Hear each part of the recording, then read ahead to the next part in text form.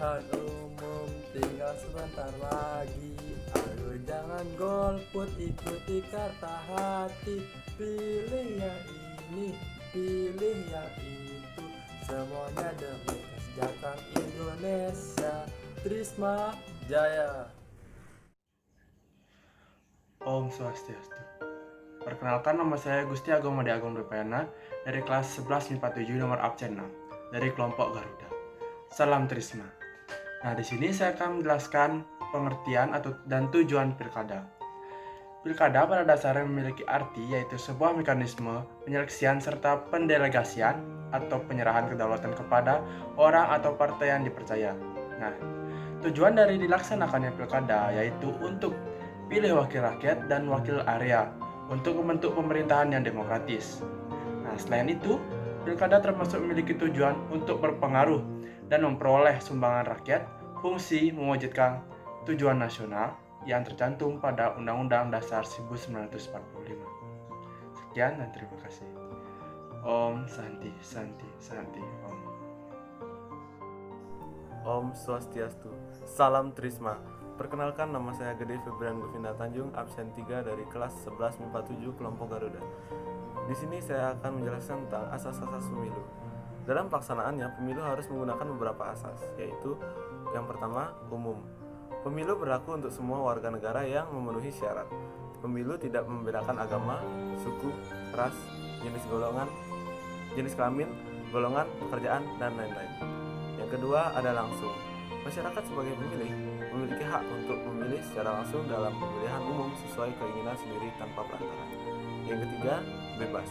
Seluruh warga negara yang memenuhi syarat sebagai pemilih pada pemilu bebas menentukan siapa saja yang akan dipilih untuk membawa aspirasinya tanpa tekanan. Yang keempat, ada jujur. Semua pihak yang terkait dengan pemilu harus bertindak dan juga bersikap jujur sesuai peraturan yang berlaku. Yang kelima, ada adil. Pelaksanaan pemilu yang baik, pemilih dan peserta pemilu mendapatkan perlakuan yang sama serta bebas dari kecurangan dan dari pihak manapun. Dan terakhir, 6. Dalam menentukan pilihannya, pemilih dijamin kerahasiaan atas pilihannya. Pemilih memberikan suara pada surat suara dengan tidak dapat diketahui oleh orang lain kepada siapapun. Sekian penjelasan dari saya. Terima kasih. Om Santi, Santi, Santi, Om. Om Swastiastu. Salam Trisma. Perkenalkan, nama saya Gusti Agung Bagus Argia Rita, nomor absen 5. Saya dari kelas 11 MIPA 7 dari kelompok Garuda. Kali ini saya akan menjelaskan materi tentang situasi pandemi pada saat pelaksanaan pemilu. Banyak orang takut dengan penyelenggaraan pemilihan kepala daerah atau pilkada di tengah pandemi COVID-19. Argumentasi utama tentu saja soal menjaga keseimbangan demokrasi. Dalam sistem presidensial, termasuk pada pemerintahan lokal, secara konstitusi dilakukan, kepala daerah berlaku prinsip fixed term alias setelah ditetapkan masa jabatannya. Penundaan pilkada bisa menimbulkan konflik politik yang kontraproduktif dalam situasi penanganan COVID-19. Standar internasional untuk pemilu yang merujuk pada Deklarasi Universal HAM tahun 1948 dan Kovenan Internasional tahun 1966 tentang hak sipil dan politik, maupun berbagai konvensi serta komitmen mengenai pemilu demokratis menyepakati salah satu standar pemilu demokratis adalah penyelenggaraan pemilu yang berkala. Bayangkan potensi masalah politik dan hukumnya jika pilkada tidak digelar sesuai undang-undang atau perpu. Secara hukum, pelaksanaan pilkada di tengah pandemi memiliki payung hukum yang kuat, yakni Perpu nomor 2 tahun 2020. Artinya, pelaksanaan pilkada bukan semata kemauan KPU sebagai penyelenggara, tetapi amanat undang-undang, dalam hal ini Perpu. Menggelar pilkada di tengah pandemi juga dapat menjadi pengalaman baru bagi penyelenggara pemilu di Indonesia. Publik tidak perlu ragu, penyelenggara pemilu di Indonesia sudah berpengalaman dalam menyelenggarakan pemilu yang seringkali sistem dan aturan mainnya berubah. Soal aspek kesehatan publik bagaimana? BNPB sebagai lembaga yang memiliki kewenangan penanganan pandemi COVID-19 tentu di dalamnya berisi para ahli kesehatan, ahli pandemiologi, dan para pakar telah memberikan surat jawaban bahwa tahapan pilkada dapat dilanjutkan dengan memenuhi protokol kesehatan. Dari 294 daerah yang melaksanakan pilkada pada 2020, tidak semua daerah rawan COVID-19. Hanya 15% yang menerapkan PSBB dan 16 kabupaten atau kota yang memiliki kasus COVID-19 lebih dari 100 kasus. Cukup realistis menggelar pilkada di tengah pandemi ini, saat pemerintah sedang berupaya membuka kembali aktivitas sosial ekonomi masyarakat secara bertahap. Sekian, terima kasih. Om Santi Santi Santi Om. Om Swastiastu. Perkenalkan, nama saya Imadi Andi Payudha Mradangga dari kelas 11 MIPA 7 absen 10 dari kelompok Garuda. Salam Trisma. Pada bagian ini saya akan memberikan penjelasan saya terkait dengan prinsip demokrasi Pancasila. Demokrasi Pancasila adalah suatu paham demokrasi yang berlandasan dengan nilai-nilai yang terkandung di dalam ideologi Pancasila. Adapun beberapa prinsip demokrasi Pancasila yang akan saya jelaskan pada saat ini. Yang pertama adalah demokrasi yang berketuhanan yang Maha Esa.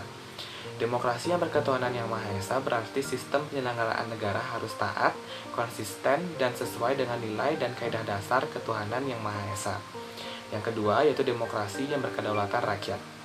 Demokrasi Pancasila berarti kekuasaan tertinggi berada di tangan rakyat. Jadi prinsipnya rakyatlah yang memiliki kedaulatan. Yang ketiga yaitu adalah demokrasi dengan keadilan yang merdeka. Demokrasi Pancasila berarti menghendaki diberlakukannya sistem pengadilan yang independen atau merdeka dengan memberikan kesempatan seluas-luasnya kepada pihak yang berkepentingan untuk mencari dan menemukan hukum yang paling adil. Yang keempat yaitu demokrasi dengan kemakmuran.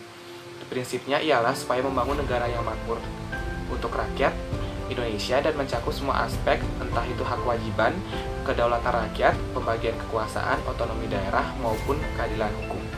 Yang kelima atau yang terakhir adalah demokrasi yang berkeadilan sosial. Prinsipnya dari demokrasi ini adalah menggariskan keadilan sosial dari antar berbagai kelompok dan golongan masyarakat. Artinya semua masyarakat Indonesia mendapat perlakuan yang sama. Sekian dari saya, terima kasih.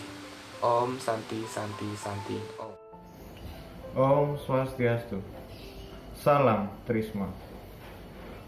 Perkenalkan, nama saya Arik Noval Motendang dari kelas 11 MIPA 7 absen 1. Sebagai ideologi terbuka, Pancasila memiliki 3 tatanan nilai, yaitu nilai dasar Pancasila, nilai instrumental Pancasila, dan nilai praktis Pancasila. Yang pertama, nilai dasar Pancasila itu merupakan hakikat, makna, atau esensi yang terkandung dalam Pancasila itu sendiri. Nilai dasar ini bersifat universal karena merupakan sesuatu yang dianggap sebagai sebuah kebenaran hakiki yang disetujui oleh semua orang. Nilai instrumental Pancasila. Jika nilai dasar adalah intisari dari apa yang diamanatkan oleh sebuah sistem nilai, maka nilai instrumental adalah parameter, panduan, dan koridor yang memungkinkan kita untuk mewujudkan nilai dasar tersebut. Nilai praktis Pancasila. Menghormati dan menjunjung tinggi perbedaan suku dan budaya di Indonesia merupakan contoh dari nilai praktis atau nilai praksis Pancasila dalam kehidupan sehari-hari. Nilai praktis atau kerap disebut pula sebagai nilai praksis adalah perwujudan dari nilai dasar dan nilai instrumental dalam kehidupan berbangsa dan bernegara sehari-hari. Nilai praktis dari Pancasila selalu berubah-ubah seiring dengan perkembangan zaman dan juga perkembangan dari nilai-nilai instrumental yang menjadi dasarnya. Om Swastiastu. Nah, pendapat saya tentang pada situasi seperti ini, pilkada akan tetap dilaksanakan atau tidak? Jika tetap dilaksanakan, bagaimana langkah yang harus dilaksanakan agar pilkada tetap terwujud? Nah, pada saat pandemi seperti ini, semua aktivitas terhambat, baik itu pendidikan maupun itu politik. Nah, jika pilkada tetap dilaksanakan, maka akan dapat memperburuk dan memperluas penyebaran virus. Ini karena perilaku masyarakat yang kurang patuh akan protokol kesehatan. Jika tetap dipaksakan, maka angka golput akan semakin bertambah. Satu-satunya cara yaitu melakukan pilkada secara daring. Nah, hal itu akan meminimalisir penyebaran virus. Walaupun tidak semua dapat melakukan pemilihan tersebut, nah setidaknya hal itu akan memperkecil kemungkinan penyebaran virus COVID-19. Sekian, terima kasih. Om Santi, Santi, Santi. Om Swastiastu. Perkenalkan, nama saya Imade Andi Payudha Mradangga dari kelas 11 MIPA 7 absen 10 dari kelompok Garuda. Salam Trisma. Kebetulan pada tahun ini saya belum memenuhi syarat sehingga belum bisa menjadi seorang pemilih. Nah, dikarenakan hal tersebut, yang saya lakukan adalah mendukung segala cara yang akan ditetapkan oleh pemerintah demi keberlangsungan pemilihan umum yang akan diselenggarakan pada tahun ini. Saran yang saya dapat sampaikan pada orang yang sudah bisa memilih adalah mengikuti pemilihan umum sesuai dengan asasnya, yaitu luber jurdil. Sekian dari saya, terima kasih. Om Santi, Santi, Santi, Om.